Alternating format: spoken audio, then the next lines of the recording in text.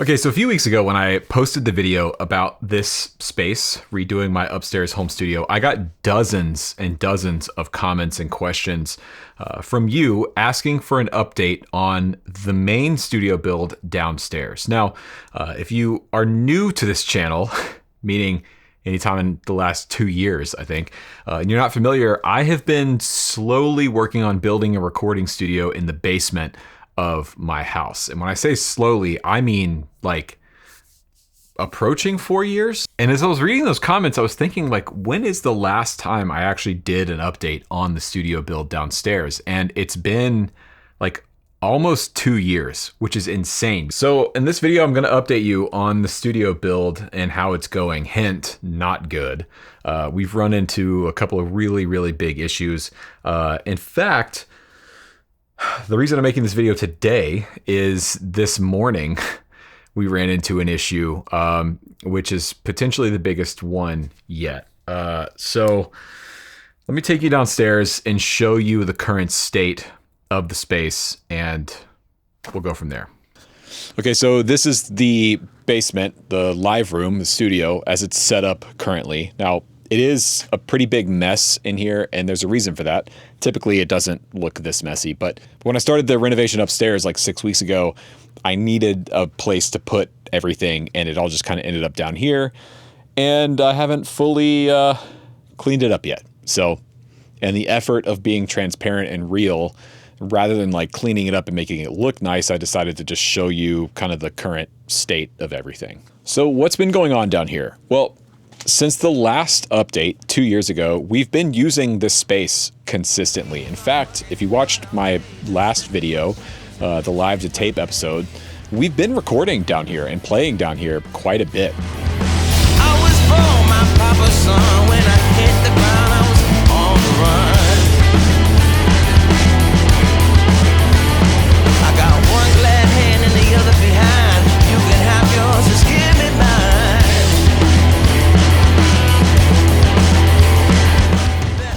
My band Good Trouble did a series of singles down here. I recorded a good portion of my EP, the early days down here. I've also produced and worked with a few other artists like Susie Jones, Zach Person, Roofman. We've been working in this space for the last 2 years pretty consistently, with the upstairs studio, my YouTube studio, being the control room. The trouble is, it's only the live room. The control room, quote unquote, or what will be the control room and the vocal booth, has become just a de facto storage shed. There's a bunch of extra lumber in there, there's tools, there's guitar cases. It's kind of a nightmare. So the question is, why did we stop? Why did this project stall? I mean, the project had so much momentum, especially the last time that I had help down here with Shane Whitty and his crew and Jimmy Bird, the studio builder and designer that initially helped get this off the ground. The last time they were here, God, 3 years ago almost, when we finished up the structural work and stuff going on, it was like, oh dude, we're rolling, we're moving. This thing's going to be finished up in the next 6 months. And obviously that didn't happen. So why? Why is it stalled? And why has this become such a source of anxiety? The first major hurdle to this project, and the reason it's stalled, is the electrical. So the last time I had an electrician down here to quote me on what it would take to do all the electrical work, we ran into an issue, which is that because the house was built in the 1970s, the electrician pointed out that we're apparently only on, I think, 100 amp service for the whole house. It was either 100 or 150. I can't remember. And keep in mind, I'm no electrician here, so I'm just going off of what I was told. And the electrician at the time suggested that in order to finish the electrical in this room, as well as run a few new circuits in the control room and vocal booth, which right now have no electricity, we really needed to upgrade to 200 amp service, or whatever the modern standard is, 250, something like that. Again, I'm not an electrician. And that's going to be a pretty significant cost to upgrade the service and do a whole new panel and new circuits and new wiring. I think it's going to be in the neighborhood of like $20,000. Now, if you're an electrician or you know an electrician, I would actually genuinely appreciate some input here. If you wouldn't mind like emailing me, link is in the description, and telling me what you think, because I I need some advice here. I don't know what to do. If it's possible to move forward with the build with the electrical setup that we have on the service that we have, I would totally do that. But also, I want to do this the right way. So if we need to upgrade and redo all the electrical, then that's what we'll do. The second major hurdle has been HVAC, the HVAC, which we've actually made a lot of good progress on in the last 2 years. I've had some great help with that, but there's still some loose ends to tie up. Now the biggest hurdle, which is something that we thought might be an issue, but luckily haven't really dealt with until this morning. And the reason I'm making this video today is because this morning I got up, walked into the storage area, or the dungeon as we call it, and encountered a problem. So our house doesn't have an attic. Instead, we have this like basement storage area that I call the dungeon. Now, in Atlanta for the last couple days, we've had a ton of rain. And this morning, when I got up and came downstairs to grab a couple of things from my workbench, which again, normally doesn't look like this, this is what I ran into. We've cleaned most of it up, but this was full of water, like half an inch, quarter of an inch deep, all the way through here and then over into Tilly's dark room where she does all of her film developing and processing. All of this was full of water. Lots of stuff got wet.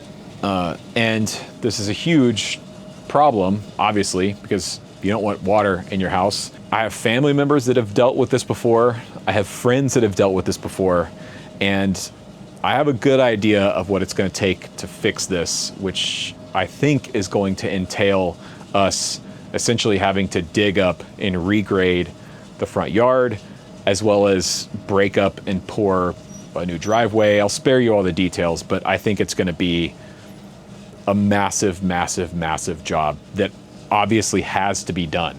Like, this is not just about the studio anymore. This is now about the house and the structural integrity of the house, of our home, where we live. So needless to say, it's been a fun and entertaining day here at the Shull household thus far. Knowing what I know now, would I do this again? Would I have bought this house? Would I have started the studio project? Would I have tried to put a studio in this house? I'm not sure. It's a bit hard to say because the studio's not finished. You know, I may end up reaching the end of this project and it's like a perfect space and it's the ideal situation. It's exactly what I had in my head and I go, yes, this was totally worth it. I'm a bit skeptical that that's where we're going to end up. To me, the way I'm feeling now is that this project was overly ambitious. I should have waited. I should have spent more time in this house working on this YouTube channel, doing, co-writes and rehearsing with my band and everything down there. Because what happened was I kind of rushed into the job. I had an idea of what I wanted the space to be, and we just knocked it down and started building. And I don't know. I feel like I got out over my skis a little bit there. Another big part of this is something that I've learned in working from home for the last 4-ish years here, is that I think I benefit from having my workspace and my home space be different. There's this thing that happens, at least for me, which is because I have my studio space here at home, when I'm at home, I'm at work and vice versa. There's no separation. And I have dealt with some serious burnout in the last few years off and on, and I've been dealing with it through therapy and a lot of other stuff that's been great, which I highly recommend therapy, by the way. If you're thinking about it, you should do it. But for me, I think whatever space we end up in after this house, I will need to have a separate workspace, whether that's like, renting a commercial space out and turning it into a studio, or having a separate building in the backyard or something like that. But having a physical separation between my home and my studio, I think, is actually really important to me.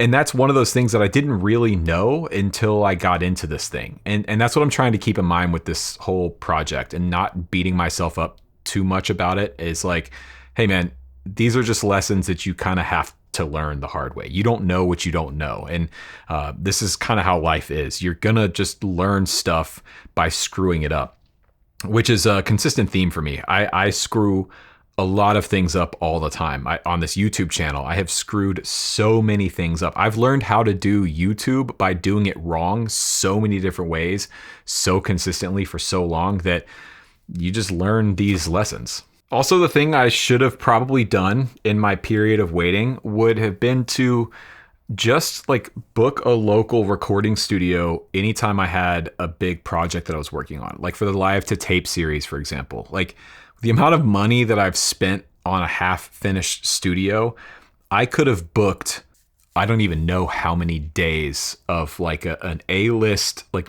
big time studio, an A room at a big studio. I could have booked a lot of time at a big studio with an engineer for the amount of money that I've sunk into that basement so far. So will I end up finishing the space?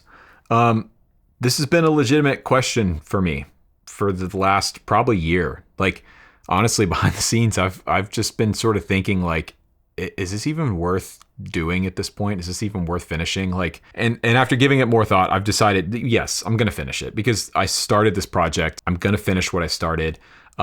It may not be exactly what I had in mind when I started the project 4 years ago, but that I think is to be expected. Like anything that takes this long is going to shift over the scope of the whole project. I think that's normal and natural and necessary because your needs change, you grow, you learn lessons like I have here. You figure out like, oh, the thing I wanted to do is actually not that good of an idea. Instead, we're going to do this.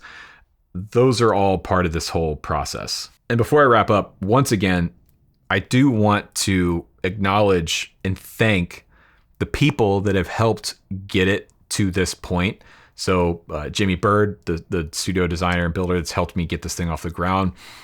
Shane Whitty and his whole crew from Kentucky. Shane holds a very special place in my heart. Shane and those guys, 2 years ago now, 2.5 years ago, came down for a week and a half and absolutely busted their asses to get me to where I am now. And that's part of why I'm going to finish this project is because I feel like I would be letting those guys down if I threw in the towel on this, and I'm not going to do that. Those guys, Shane and his crew, I owe it to them.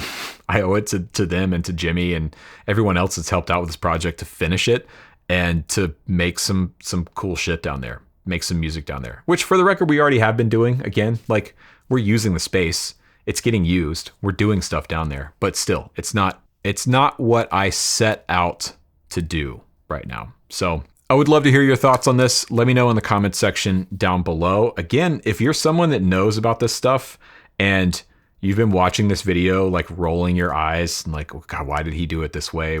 Shoot me an email and just give me some feedback. Genuinely, like constructive criticism. I don't care. Like how to move forward with this project. Willing and open to hear whatever it is you have to say, as long as it's constructive. Let's keep it constructive. Anyways, thanks so much for watching. My name is Rhett. Click subscribe down below, helps the channel out. Check out the Inner Circle. It's the monthly subscription service, which gets you access to all of my video courses, as well as, starting soon, weekly video lessons and monthly Zoom hang lessons and workshops, things like that. So more information in the description box down below. If you want to see this studio project finished, you could buy a video course or sign up for the Inner Circle because that will help me finish it. So thanks for watching. I'll catch you on the next one.